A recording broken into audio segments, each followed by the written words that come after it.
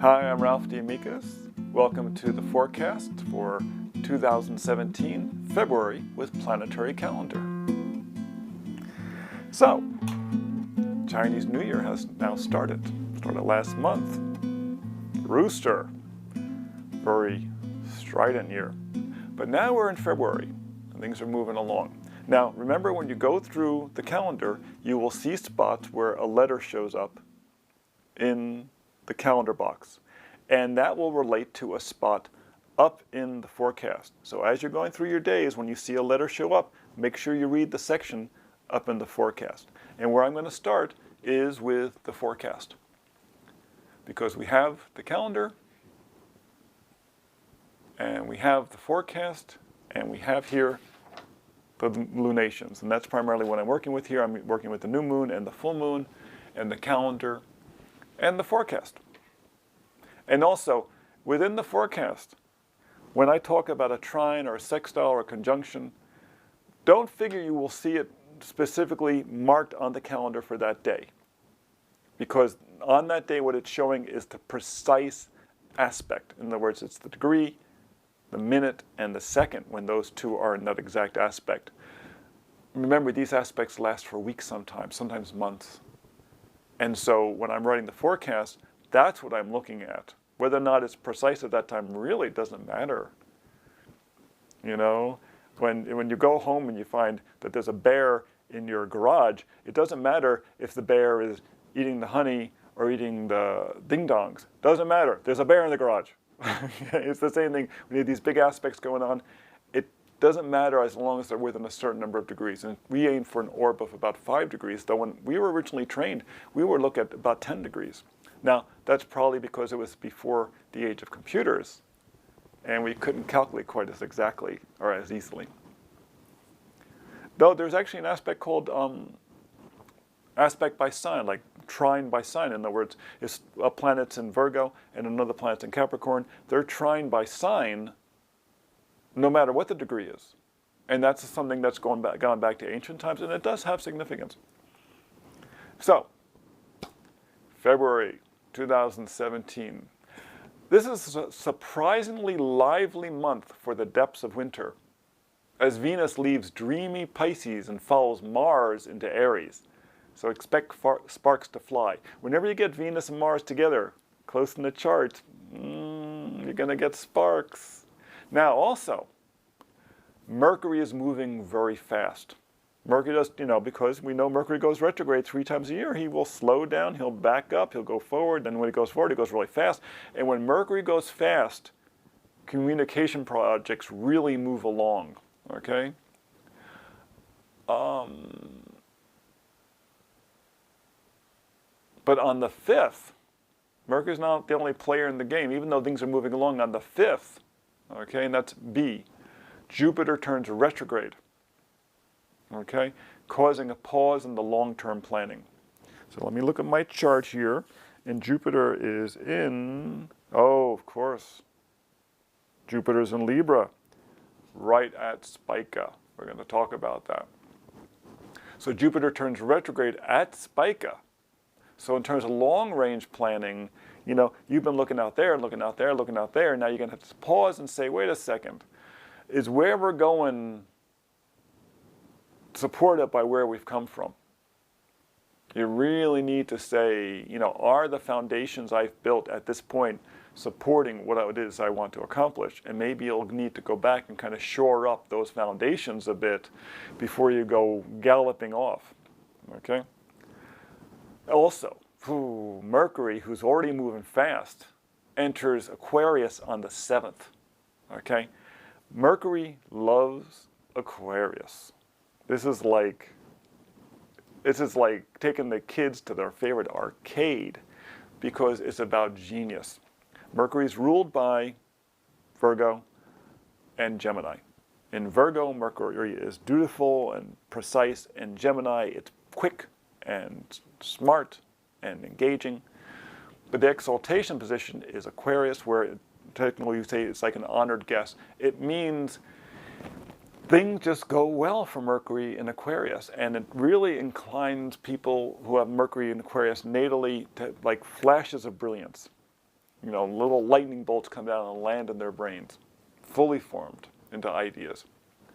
And it's going to stay there in Aquarius till the 25th. So you have from the 7th to the 25th to really take advantage of this while Mercury is moving fast. So during this part of a major portion of February, 7th to 25th, you can move projects along really well. And sometimes you'll be able to kind of like, you know, throw the ball and it's going to hit all the points it has to hit along the way. And you were thinking, whoa, that was easier than I thought.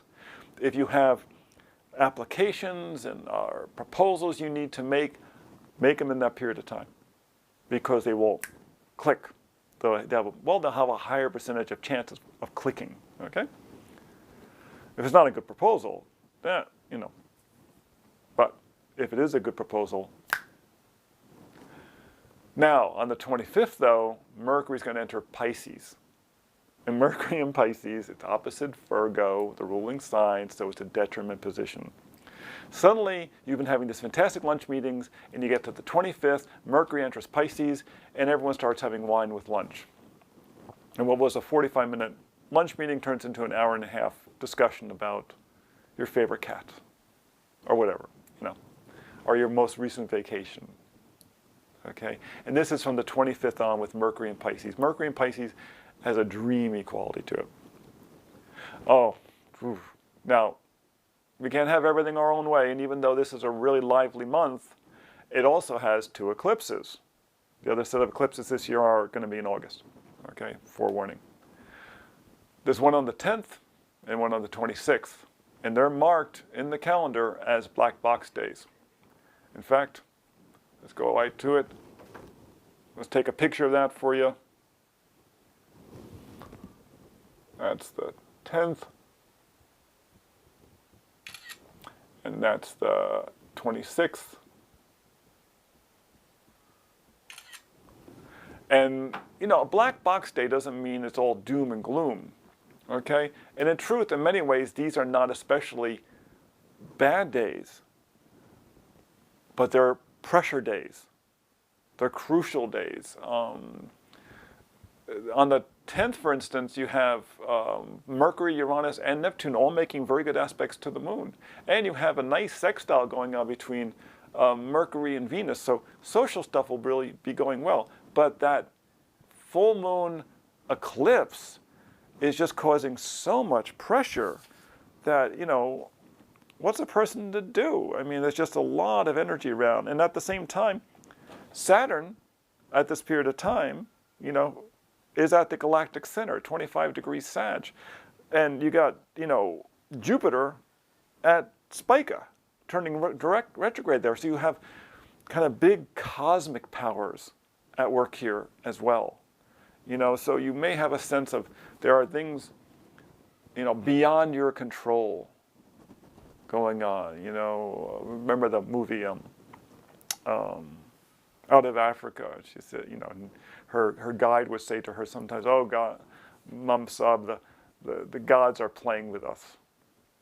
You know, you may get a little bit of that sense because the Galactic Center and Spica, 2 big, powerful influences. The important thing is to remember to be dedicated.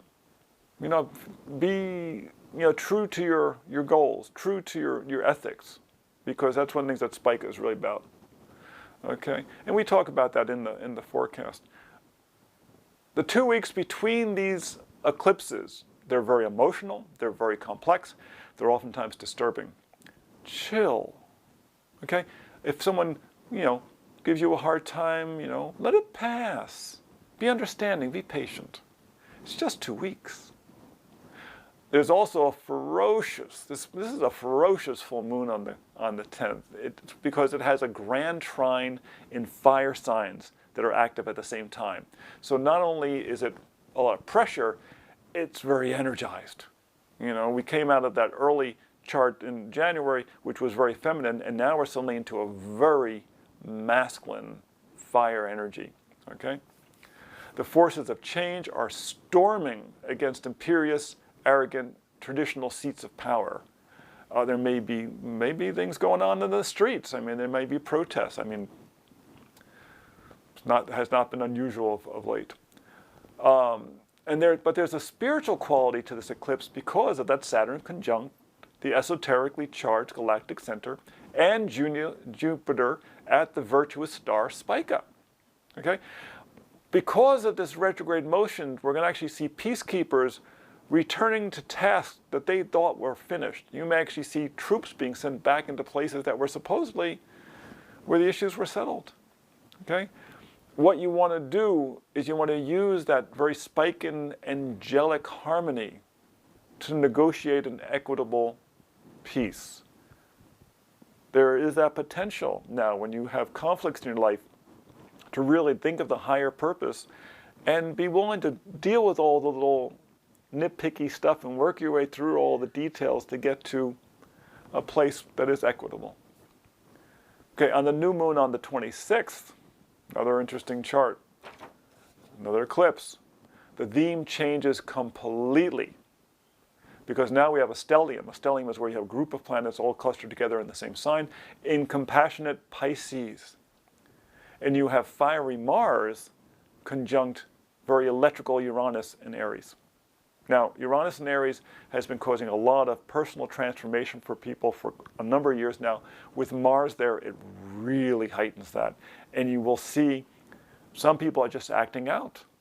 You get these two, during this eclipse, you're going to see people just go loud, okay, because it's just going to cause a certain amount of erratic behavior.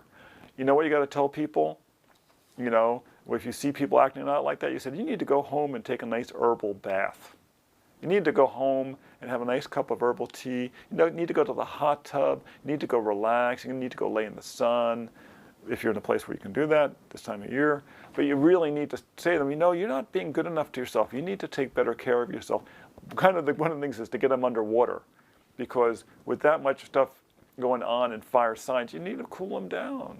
Okay, yes. Are you dehydrated? Is your nervous system just fried? At the same time, with this Mars conjunct Uranus and Aries, open yourself to inspiration, because there is power afoot to create better situations. This is also a fantastic time to create positive changes, as long as you are courageous enough to do it. But be aware of overindulgence in intoxicating substances. With all that stuff in Pisces on the 26th, at this new moon eclipse, there could be a real tendency to say, too much stress, let's get completely stoned. Maybe meditation, maybe some prayer, maybe a little bit of wine, but not too much. Things in moderation, okay? You want to draw on your inner spiritual resources with prayer and meditation. And then based upon that, there's a lot of energy out there. Go get some good things done. Because it's a month that has the potential for that, to get a lot of wonderful things done if you just move it forward. But remember, between those two eclipses on the 10th and the 26th, if you feel emotionally, verklempt, as they'd say in Yiddish, a little tight, chill. Take extra breaths. Allow extra time. Be more gracious. It's only 2 weeks.